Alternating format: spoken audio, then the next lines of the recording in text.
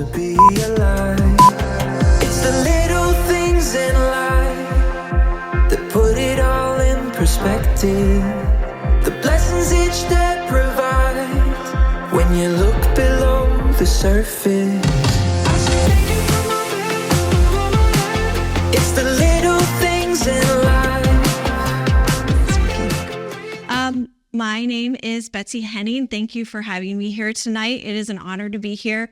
I wish I would have gone first to set the bar low, because following Jan and Mr. Hansen is not an easy act. So I apologize in advance.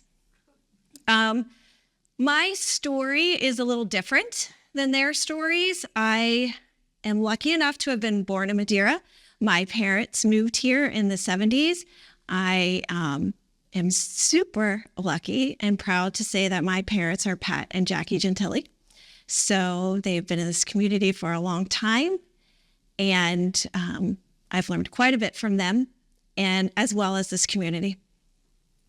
So my story is not really about a place or an event, but about the lessons I've learned living in Madeira. I grew up in Madeira, grew up on Burwood, and then moved to Camargo Woods when I was in 3rd grade, and went through Madeira my entire career. I didn't, when Maria and Tom Ken asked me to speak, I really didn't know what I would talk about. So I started reflecting on Madeira and what a powerful community it is. And sometimes you don't realize that until you leave and come back. And one of the lessons that my parents in Madeira have always taught me is that you take care of your neighbors and you do for your community what you can. And so I was trying to think about what a powerful lesson that is when my neighbor knocked on my door one night, Jan Smith, with a package of ours that was accidentally delivered to her house. And she drove over in the rain to give it to me in case we were looking for it. And I was very appreciative and thanked her, and then said, you know what, there's this thing coming up for Madeira storytellers, and I think you would be great. So roped her into talking tonight too, which was not disappointing at all. So thank you for doing that. But thinking about neighbors, and your neighbors take care of you. It's important to take care of your neighbors. Mr. Hansen taught me in government that you get involved in your community and you do what you can. Our neighbors have always been valuable to us, especially during COVID. Our neighbors became part of our family. And so as I'm thinking about a story about neighbors and how you need to take care of each other, I thought about a moment in my life when this all kind of came full circle. So after college, I moved to Oakley and was living there as a single woman. I came home one night late from work. It was March 1st of 2010. And I noticed there was a stray dog on the side of the road. And I thought, take care of your neighbors. Do what you would want a neighbor to do for you. So I stopped to get the dog and tried to prevent it from going into oncoming traffic. It was a little awkward with this dog. It came to me, so I was very glad. And I noticed it had a tag on, so I could contact its owner. But it was still a little chilly, as it is now in March. And I had a big coat, and I couldn't manage my coat and this dog and trying to get my phone out.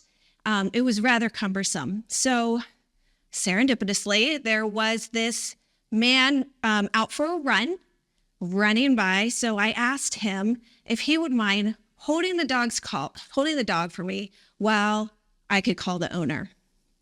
So he obliged, thinking I was probably crazy, but held the dog while I called the owner. The owner was extremely grateful, and I said, well, just wait right here. You can come and get the dog. So the runner is still holding the dog. We're waiting for the owner in the big reunion, and we were talking a little bit. The dog and owner were reunited, and everything was great. Well, in doing the right thing, something really great happened out of that moment. And the man who I asked to hold the dog His name is Tom Henning. And a year later, he proposed in that same spot. And so it's a great story from a lesson I learned in Madeira that brought great things to my life. Tom and I moved back in 2012. We moved to a very familiar neighborhood. We have wonderful neighbors. Every time I go for a walk, it takes a lot longer than it should because I always run into somebody. Claire and Mike always give the dog a bone on the walk, always running into different people. But that's why we moved back to Madeira. And we are trying to teach our children the same lesson, that you take care of your neighbors and you give back to your community when you can. So my husband, Tom Henning, is the vice mayor, and I'm involved with what I can at Madeira Schools Planning Commission. And we realize that this is just a pretty unique and awesome place. So thank you all. It's the little things in life that put it all in perspective.